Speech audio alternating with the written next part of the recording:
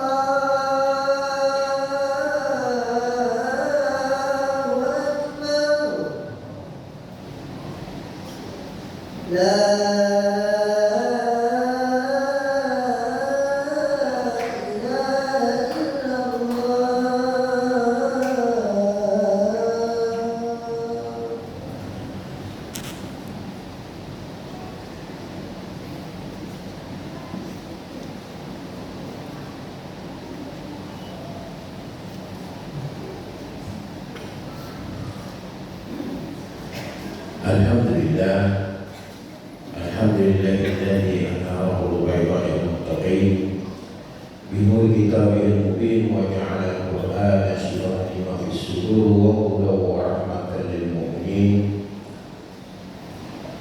Asyhadu an la ilaha illallah wahdahu la syarika lah wa asyhadu anna Muhammadan 'abduhu wa rasuluh.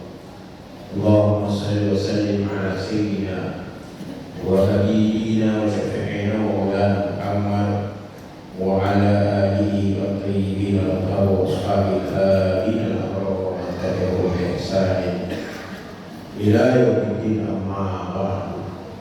Qala Allahu ta'ala fil Qur'anil azim wa asdaqul qa'ilin. A'udzu billahi minasy syaithanir rajim. Bismillahirrahmanir rahim. Ya ayyuhalladzina amanu ittaqullaha haqqa tuqatih wa la tamutunna illa wa antum muslimun. Shadaqallahul azim. Fa ya ibadallah usikum wa nafsi bi bittaqwallahi faqad fazal muttaqun. Jemaah Jumat yang dimuliakan Allah, syukur alhamdulillah pada siang hari ini kita sama-sama berkumpul di tengah-tengah masjid yang kita cintai ini, Masjid Baitul Mu'minin, tentunya untuk melaksanakan salat Jumat. Pertanyaanlah salawat kita kepada baginda kita Rasulullah sallallahu alaihi wasallam. Tanpanya kita tidak bisa seperti sekarang ini. Allahumma shalli ala sayyidina Muhammad. Jemaah Jumat yang dimuliakan Allah, hari ini Jumat tanggal 13 bulan Februari tahun 2026 Masehi, yang bertepatan dengan tanggal 25 bulan Sya'ban tahun 1447 Hijriah. Berarti tidak lama lagi kita akan memasuki bulan suci Ramadan.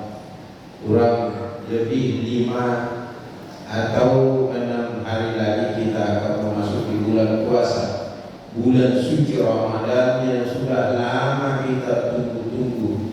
Jauh sebelumnya kita sudah mempersiapkan diri kita.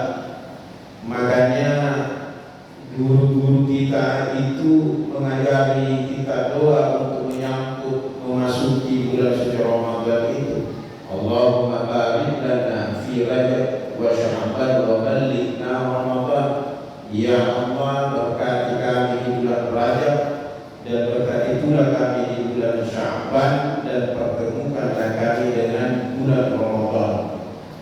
Jadi doa yang diajarkan itu minta diberkati di bulan Rajab dan Sya'ban, sementara untuk bulan Ramadan minta dipertemukan dengan bulan Ramadan. Kenapa hanya minta dipertemukan? Karena bulan Ramadan itu seluruhnya adalah berkah.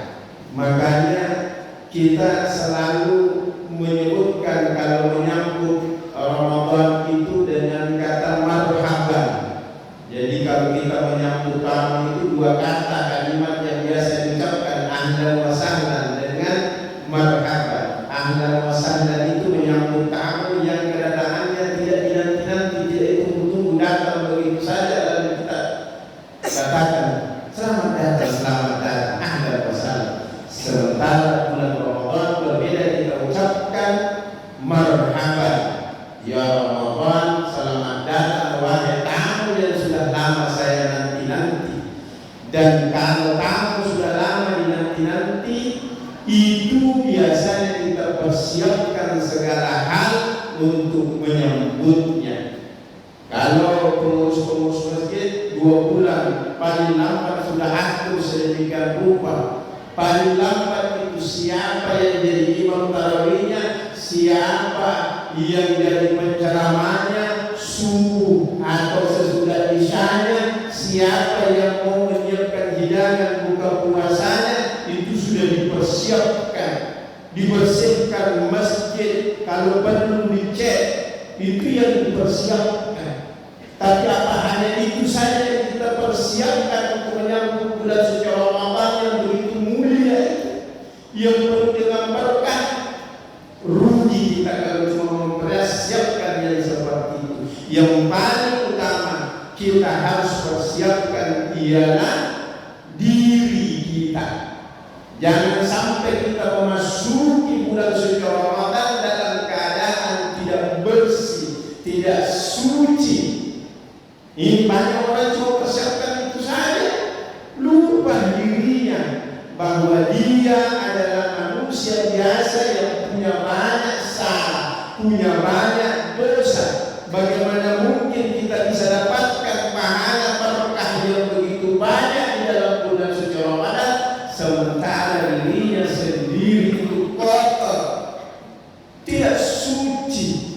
Andai tubuh kita ini adalah sebuah wadah, tempat, baskom, keranjang untuk menyimpan pahala, kalau kotor keranjangnya, kira-kira pahalanya, berkahnya itu bisa dapat? Saya kira tidak mungkin. Tidak ada gunanya kalau wadahnya yang kita persiapkan itu tidak bersih, tidak suci. Makanya pada kesempatan ini saya mengajak saudara-saudara semua untuk banyak istighfar, memohon ampun kepada Allah dan memohon maaf kepada sesama. Kita ini manusia biasa, punya salah, punya dosa, dan itu disebutkan oleh Rasulullah sallallahu alaihi wasallam. Apa kata Nabi? Kullu bani Adam khata'un wa khairul hatta'ina at-tawwabun. Setiap anak cucu Adam itu khata', pelaku kesalahan, pelaku dosa, dan setiap pelaku kesalahan, pelaku dosa ialah yang sebaik-baik pelaku kesalahan dan dosa ialah at-tawwabun, yang senantiasa taubat. Jadi bukan sekali saja orang taubat. Andai bisa kita taubat istighfar setiap detiknya, maka lakukan itu. Karena setiap detik pun kita kemungkinan besar melakukan kesalahan dan dosa. Seperti itulah kita ini manusia biasa, bukan nabi. Nabi itu gak bisa melakukan salah. Kenapa? Bahwa ada muncul di pikirannya, ada kesalahan pikiran saja sudah ditegur oleh malaikat, sudah ditegur oleh Allah Subhanahu wa Ta'ala. Kalau kita mau melakukan kesalahan, dilihat sama malaikat, nanti melakukan kesalahan pasti dicatat. Apa Allah tahu kita suka salah, suka dosa? Allah tahu. Kenapa tidak? Allah lah yang menciptakan kita. Allah pasti tahu apa kekurangan dan kelebihan kita. Dan kekurangan kita sudah pasti suka melakukan kesalahan dan dosa. Makanya Allah membuka pintu-pintu taubat. Makanya Allah dalam sebuah hadis qudsi itu berfirman, ya ibadi innakum tukhti'una bil-laili wan-nahari wa ana aghfiru dzunuba jami'an fastaghfiruni aghfir lakum. Wahai hamba-hambaku, sesungguhnya kalian itu melakukan dosa kesalahan pada malam harinya, begitu juga siang harinya. Sementara aku ini, kata Allah, mengampuni semua dosa kesalahan. Fastaghfiruni, maka mohonlah ampunanku, niscaya aku akan mengampunimu. Insyaallah, kalau kita tulus mengakui kesalahan kita lalu memohon ampun kepada Allah, insyaallah diampuni, sudah pasti itu. Karena itu adalah janji Allah Subhanahu wa Ta'ala. Jadi banyak istighfar, ringkas-ringkas saja, apalagi itu saja Rasulullah sallallahu alaihi wasallam, Nabi saja itu selalu beristighfar. Apa kata Nabi? Wallahi, ini didahului dengan sumpah menunjukkan bahwa Rasulullah melakukannya dan pasti beliau lakukan. Wallahi, inilah astaghfirullah fil yawmi akthar min 70 marrah. Ini kata Nabi, demi Allah aku ini beristighfar dalam setiap harinya itu lebih dari 70 kali. Sehari semalam lebihnya yang kita tidak tahu. Barangkali itu isyarat bahwa istighfar minimal 70 kali sehari semalam. Beristighfarlah. Apa berarti itu? Kalau cuma 70 kali kita ucapkan yang paling ringan dan paling pendek, astagfirullah, itu saya kira tidak cukup 2 menit, itu sudah 70 kali. Kalau tidak mau langsung 70 kali, antara saja tidak apa-apa. Setiap saat kita bergerak istighfar lagi. Minimal kalau mau salat. Kalau mau salat misalnya kita dahului sebelum takbiratul ihram 3 kali astagfirullah, astagfirullah 3 kali. Sesudah salat 3 kali lagi, berarti sudah 6 dikali 5 kali sehari semalam sudah 30 kali. Belum lagi ditambah pada salat-salat sunnah yang lain atau amalan-amalan kita yang lain. Jangan nanti mau istighfar hal yang baik pun, bahkan dikatakan itu adalah ibadah, kita mestinya beristighfar juga.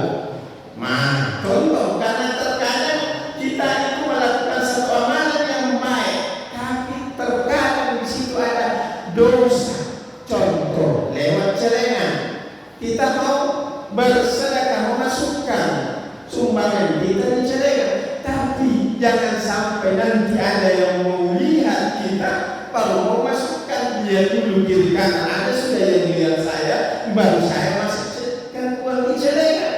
Ini namanya rencananya melakukan sedekah, pahala ibadah mestinya dia dapatkan, tapi apa yang terjadi dalamnya ada unsur yang berarti tidak ada pahala, malah dosa yang dia dapatkan karena dia ada yang itu. Bukti bahwa di dalam hal melakukan ibadah saja kita boleh jadi melakukan kesalahan dan dosa. Maka sering-seringlah istighfar. Ringan itu 70 kali.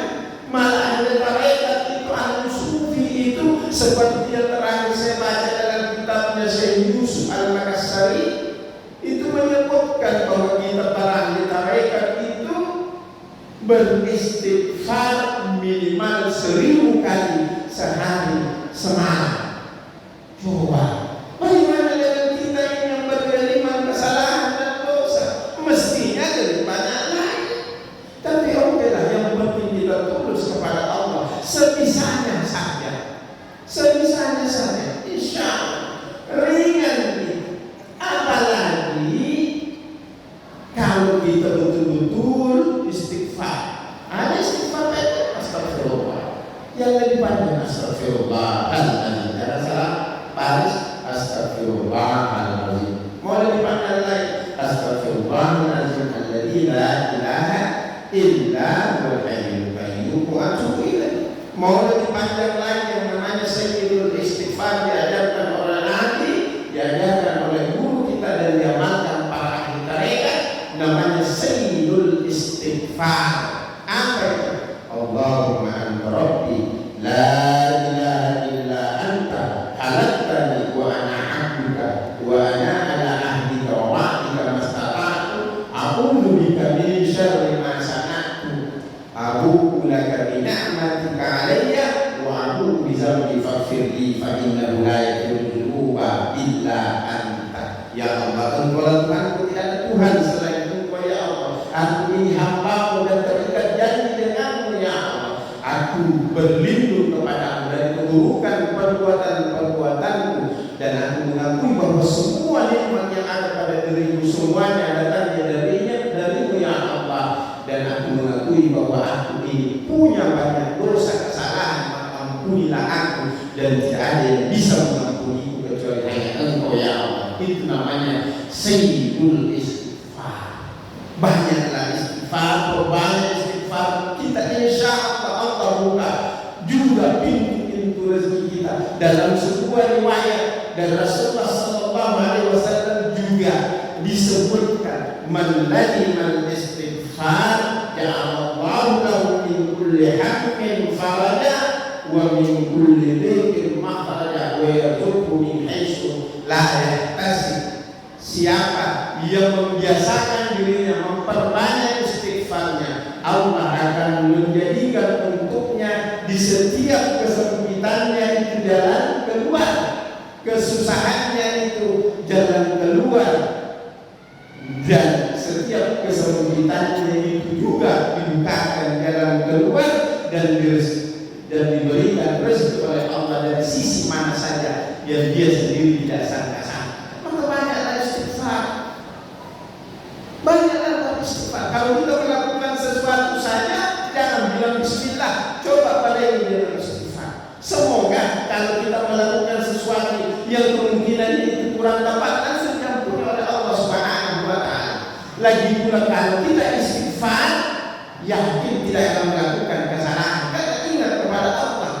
Masa mau tanda tangan sesuatu yang salah, misalnya menyeleweng lalu istighfar, lalu dia tidak sadar, sungguh luar biasa rusaknya itu orang kalau dia dengan istighfar dalam pendatangan juga penyelewengan dan penipuan sungguh luar biasa. Maka banyak istighfar, insyaallah diampuni oleh Allah Subhanahu wa taala. Banyaklah tobat itu rukunnya 3, syaratnya 3, tapi boleh jadi 4. Yang pertama, kita kalau melakukan satu kesalahan langsung sadar dan tinggalkan dosa itu segera. Itu yang pertama. Lalu kemudian yang kedua, ekstrak bahwa itu dosa disertai dengan penyesalan, sesali itu. Lalu kemudian yang ketiga, jangan pernah berniat untuk melakukannya saat itu. Ya, walaupun mungkin nanti akan dilakukan lagi, mungkin suatu saat, seminggu, sebulan, setahun, 2 tahun kemudian lakukan lagi dosa yang sama, padahal kemarin sudah tobat lagi. Yang penting saat tobat tidak direncanakan bahwa ya Allah sekarang saya tobat, tapi tahun depan saya mau lakukan lagi. Itu namanya bukan ikhlas, tapi direncanakan. Jadi itu yang mesti kita lakukan dalam kehidupan kita sehari-hari. Lalu boleh jadi syaratnya menjadi 4. Kalau 3 tadi syarat itu, kalau dosa itu berkaitan dengan dosa kita kepada Allah atau kepada diri kita sendiri. Tapi manakala kesalahan dan dosa itu berkaitan dengan orang lain, maka disyaratkan oleh Allah, Allah bisa mengampuninya dengan syarat dimaafkan oleh orang yang pernah kita tempati bersalah dan berdosa.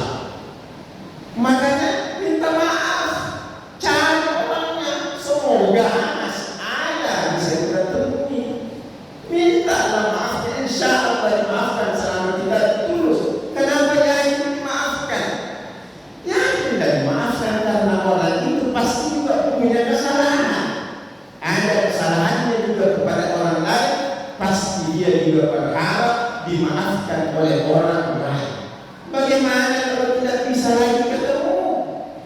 Sudah lama kejadiannya, tidak tahu di mana lagi tinggal, masih hidupkah dia atau sudah mati? Bagaimana caranya? Curhatlah kepada Allah, ya Allah, aku punya kesalahan dulu sama si A, si B, si Z, tapi sekarang saya sudah tidak tahu di mana lagi dia berada. Saya tidak bisa menemuinya, ya Allah. Ya Allah, Engkau Maha Kuasa.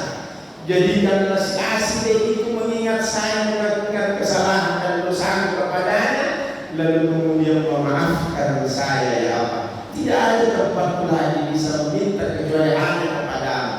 Allah Maha membolak-balikkan hati manusia. Allah pasti bisa membuat orang itu mengingat kita lalu melepaskan dosa kita. Bagaimana sudah mati, ya orangnya sudah ada di kubur, sudah ada di alam barzakh. Allah pun mampu melakukannya dan pasti dimaafkan selama kita tulus, karena orang itu akan mendapatkan pahala yang jauh lebih besar kalau memaafkan kita. Maka lakukanlah, curhatlah kepada Allah Subhanahu wa ta'ala. Inilah yang mestinya kita lakukan, apalagi mendekati bulan suci Ramadan. Insya Allah kita memasuki bulan Ramadan dalam keadaan suci. Semua pahala, semua berkahnya yang ada di dalam bulan suci Ramadan, tentu dengan amalan yang kita lakukan, kita dapatkan semua dari sisi Allah Subhanahu wa ta'ala. Semoga dengan itu keimanan kita semakin bertambah.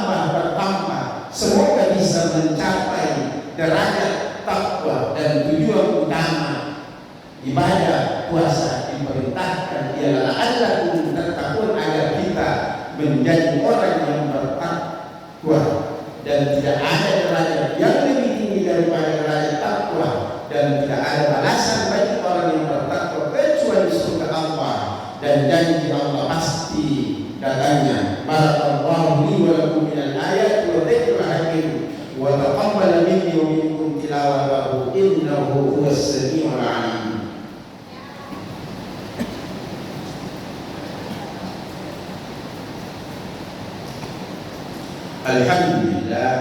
Alhamdulillah ya khaliqil anam wa hakimil hukam wa alimul nur wal kalam.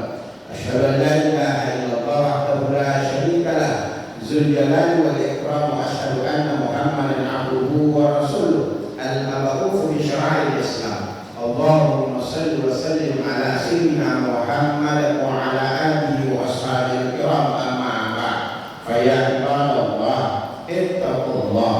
ittaqullaha fima amara wa tahu ma naha an wasa, wa 'alamu anna Allaha amarakum bi amrin bada'a fihi bi nafsihi wa thanna bi malaikatihi qudusi fa qala ta'ala wa lam yazal qa'ilan 'alima inna Allaha wa malaikatahu yusalluna 'alan nabi ya ayyuhalladzina amanu sallu 'alaihi wa sallimu taslima. Allahumma salli wa sallim ala sayyidina Muhammad sayyidil mursalin wa radallahu an ashabihi wa qarabatihi wa azwajihi wa dhurriyyatihi ajma'in.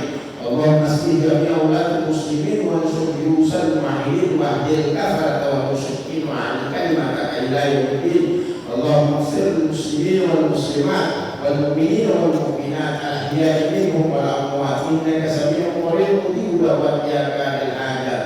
Allahumma tawil a'malana wa siyah zadana wa nawwir qulubana wa thabbit imanana wa ahsin a'malana wa wasi' dzatana wal khair qaribana wa syarr 'abaidana wa qad hawa'ana fid dunya wad dunya wal akhirah innaka ala kulli syai'in qadir. Rabbana atina fid dunya hasanah wa fil akhirati hasanah wa qina adzaban nar. Ibadallah innallaha ya'muru bil 'adli wal ihsan wa ita'i dzil qurba wa yanha 'anil fahsya'i wal munkari wal baghi ya'izukum la'allakum tadhakkarun. Fadhkurullaha yadhkurkum was'aluhu yuthabbitukum wa la dhikrullahi